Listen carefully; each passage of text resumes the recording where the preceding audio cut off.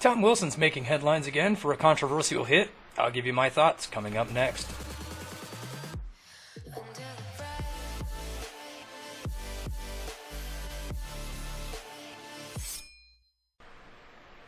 Yo ho everybody, and welcome to another edition of Yinzer on Hockey. Before we begin, make sure you go down below, hit that like button, click the subscribe button, and make sure you click the little bell so you stay up to date on all the NHL news and notes.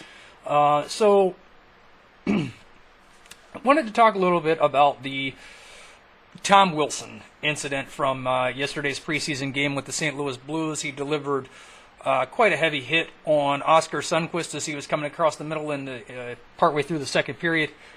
And this seems to be a recurring theme. I'm pretty sure I can just save some of the clips and notes from this video and recycle them later, because Tom Wilson's going to be Tom Wilson, and the NHL has yet to sway him from being any different. Through the course of Tom Wilson's career, he has received 11 games worth of suspension, 2 of those games being preseason games from the 2017-18 season. Then he was suspended for the first 4 games of the 2017-18 regular season, then suspended again in the postseason last year after his hit on Zach Aston Reese of the Pittsburgh Penguins, in which he broke Zach Aston Reese's jaw. It took Zach Aston Reese quite a few months before he was able to start eating solid foods again. So, these are things that the NHL need to consider. The pattern's been established. You can go all the way back to 2013 and find videos of different controversial hits that Tom Wilson has laid on mostly unsuspecting opponents. And though some of them haven't led to suspension, I'm sure if you looked back now and see the pattern that's developed since then, if the Department of Player Safety was to look at these in a scope of isolated incidents, probably not, but when you group them together and you look at them as a whole, you see the pattern, and I think it's time that the NHL takes all of this information as a pattern of behavior. You can't look at each individual incident and isolate it. If a player has no track record, sure, that's how you look at the incident. But now that Tom Wilson has developed this track record as a player with a history of these controversial hits, now the NHL's got the evidence to levy a harsher punishment. And I think that's what they need to do here, especially with the NHL on a precipice of ongoing litigation between former players with head injuries. These type of hits can be taken and used as admissible evidence in those court battles. So that's something the NHL needs to be aware of. And if the NHL is able to levy a harsh enough penalty, they can use that to say, in the court battles, hey, maybe we didn't do enough when these players were playing, but now we're doing more. You levy a harsher penalty with Tom Wilson's new contract. Any games that he misses, those fines are going to go towards the player relief fund that will be used for lockout time and towards their retirements and things like that.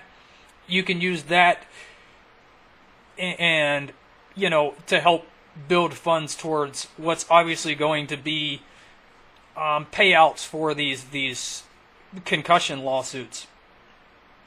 My personal opinion on the matter, I've read a lot where people say maybe it's 10 games, maybe it's 20. I'm probably going to split the difference. I think it's going to be 15 games, which is a little less than a quarter of a season, but at Tom Wilson's salary, it will end up being close to $1 million that he's going to lose from his game checks. And I think when you start levying 7-figure fines or 7-figure loss of salary, I think players will consider changing their game style. I don't think the Capitals want him to change too much, but they want him to play with a little bit more intelligence as to how he approaches these hits. I'll link the video to the hit in the description below. Due to copyrights, not able to share that with you now. But yeah, my personal take is I think it should be about 15 games, about $1 million worth of lost wages. And I think that's a fair punishment that will probably get Tom Wilson's attention a little bit more, and he will use that as a learning tool moving forward.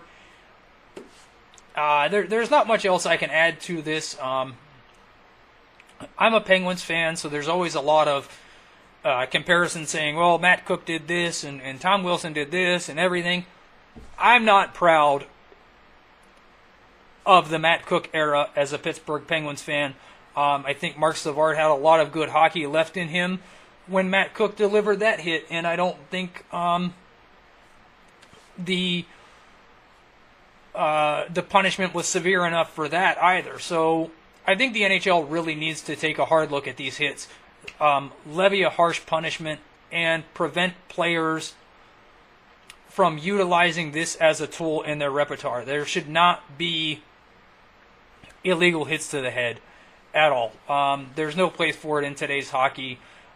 Players play fast enough and strong enough, and they have enough control over their bodies that I think they're able to mitigate these type of hits. So that's my thoughts on it. Let me know in the comments below. What do you guys think? What should the suspension be? What should the punishment be?